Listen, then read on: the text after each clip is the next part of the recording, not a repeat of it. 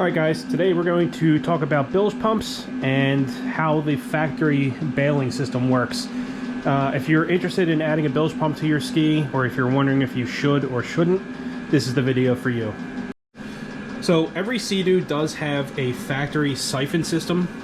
It's not a bilge pump, it's a siphon, and that's what these clear tubes are in the back of your ski. So if you pick up a brand new ski or a used one and you're wondering what those are, that's what they're for. And you'll notice there's two in here, one that goes on either side of the pump tunnel.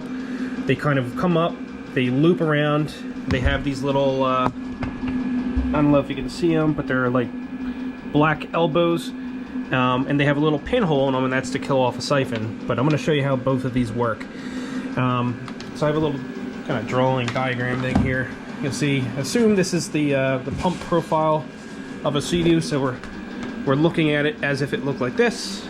So we have where the ride plate would be at the bottom, the drive shaft. This is your jet pump, and you'll notice there's two of these little tubes that stick out of your jet pump. You can see them right there. Those are your siphons, and they work based off of the Venturi effect. So when water is passing through, the jet of water rushing past through the jet pump will create a suction on your two bailer tubes here, and in turn that'll suck water through those clear tubes. These are the clear tubes.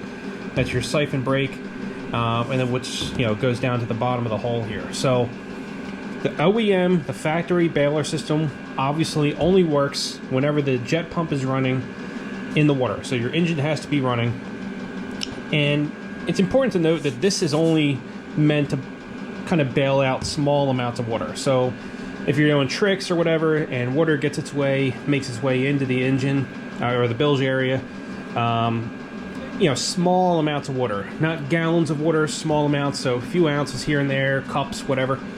Any water that makes it in there, this is meant to bail that out. It is not a replacement for a bilge pump. It just so happens that it does a fairly good job. So for the most part, if you never install a bilge pump and you just rely on your siphon system to take care of any trace amounts of water, that's perfectly fine. But if you're the kind of person that's going to be riding farther offshore, or if you want to plan for an emergency, if you lose a bolt on one of your sponsons, if your carbon seal starts to leak, if something happens somewhere and you start to take on a lot of water where the bailing system will not be able to take care of it, or you're just sitting out floating around on the lake or the ocean, you're swimming, you're listening to music, and your engine's not running, that bilge pump will take care of it for you. So I'm going to talk about the two different types of bilge pumps, or really you have the factory option, which is an OEM kit you can install, or aftermarket. So I'll go over both of those now. So SeaDoo makes a OEM bilge pump that you can install, and it taps right into the fuse block. I don't have it. I had it on my previous ski, but essentially it's just a Rule IL200 pump, and that 200 means that it's only 200 gallons per hour. So that's not a very high flow rate, and it really just kind of mounts into an existing mount. You can kind of see it here. That little aluminum tab down there, it's a little hard to see on camera, but that's where the OEM optional bilge pump will mount into. Of course, they give you the wire loom and everything, so it ties into the fuse box. The problem with that with that bilge pump is that one, it's very low rate. Two, you have to sacrifice one of your bailer tubes, so you lose that redundancy. But three, all it does is pump water out of the existing outlet right here. So it's not necessarily a big deal, but the idea of a bilge pump is that if it starts to pump water and you can see that it's pumping water, then you know something's wrong. So if you're out riding in the ocean and you're taking on water without a bilge pump or anything, the only way you're going to know that you're taking on water is when the ski becomes sluggish, or it feels like it's never able to get on plane. And at that point it's usually too late, because there's only so much you can do, and as you gain weight the slower it gets, and then at some point you just take on, the engine will breathe in water, and then that's it. The benefit with having an aftermarket bilge pump is that if you put the outlet somewhere where you can see it, a lot of people will put it here or on the other side or up at the front, if you're riding and you see water start to come out of there, you can tell from pretty early on that something's wrong, and you should make your way back to the dock or the beach or whatever. So, and that's not to say that the factory bilge pump is a bad idea or a bad design or whatever. It still has its perks because, you know, like I said earlier, it's always running, even when there's no water in the hull.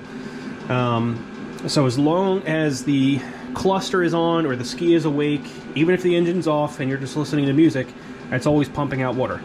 So if you are taking on water, it will be pumping it out. The only downside is it's low flow rate and there's no way for you to tell that it's pumping anything. So an even better option is to go with a aftermarket bilge pump, and that's exactly what I have installed here. I'll take off this filter so you can see it, but I installed it, and that's what that clear hose is going to the front. When I first installed this bilge pump, I was just going to put the outlet here, but the only downside is, you know, if it's pumping out not a very fast stream, all you're doing is filling your footwell, which can then, you know, lean it to one side or whatever and cause balance issues. So when I installed mine, I ran the exit hose up to the front here, and this is the bilge exit. It's rated for up to 1,100 gallons per hour. My pump is a SeaFlo 750, so it's 750 gallons per hour, and it uses a 3/4 inch exit. So this actually has a stopper in there, so I can spray a jet of water at this thing and it will not let water back into the hull. But the benefit with this, you know, I could be riding at 75, 80 miles an hour, and if I'm taking on any water at all, first, all the water will shoot to the back of the hull, which is where the pump is.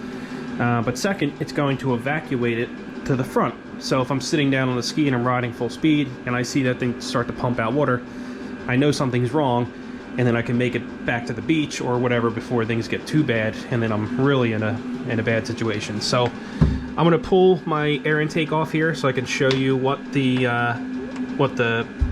bilge pump looks like. All right, I have the air intake out there, and you can see there's the bilge pump there. It's just a SeaFlo 750. It has a built-in float on the bottom, so this is essentially always powered, but it's only going to pump whenever it picks up water and that float starts to float on the inside. So all I did was kind of scratch the surface, cleaned it off with some acetone. You can't use rubbing alcohol, and then stuck it on with 3M 5200, which is a very strong marine rated adhesive that works on plastic and fiberglass, which the bottom of the bilge pump is obviously plastic and the hull is made of fiberglass, so they're basically meant for each other. And then I just ran that hose up to the front, like I said, and it goes right out of the side. If you're looking to add a bilge pump on yours and you don't want to use the slower, kind of less decent factory option, most people, like I said, will pump it out either here, or I've seen some people kind of pump it out here as well, just going right off the side. Realistically, anywhere that it's visible above the waterline is a decent option.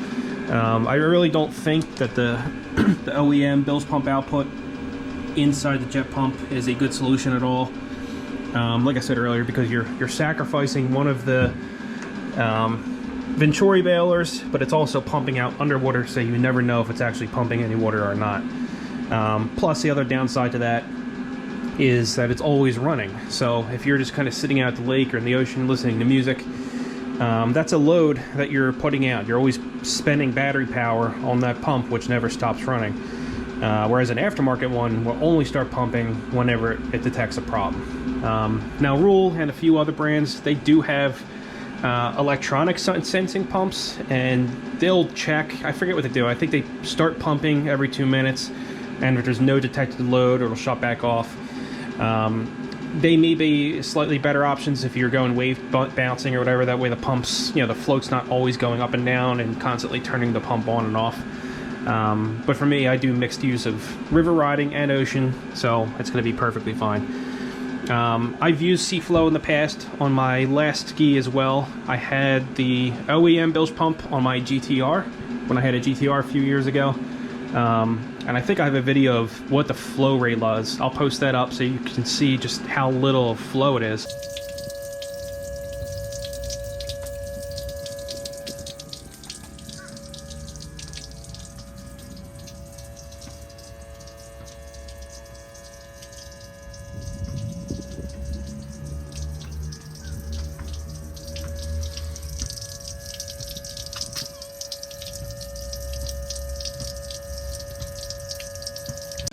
compared to something like a 750 or 1100. So if you're on the fence about installing a bilge pump, think of it as cheap insurance. I mean, the bilge pumps are so cheap. They're pretty easy to install. If you're spending $15,000-$20,000 on a SeaDoo, like, you know, it's really not that complicated to install a $50 bilge pump, because it can really save you. Obviously, the hope is that you'll never need to use it. But if something does go wrong, or say you're out riding with a friend and you guys flip it, and it takes you a second to get it back over, well, now you have all that water in the hull that you have to get rid of, and it's something you weren't anticipating. That's where a bilge pump would come in handy. So, cheap insurance. Do I think it's worth getting one installed? Absolutely. I've done it in all my skis. If you like to take risk, or if you're riding local or whatever, you know, it's a risk. It's up to you. But I think it's all worth it. Definitely install a bilge pump on your jet ski.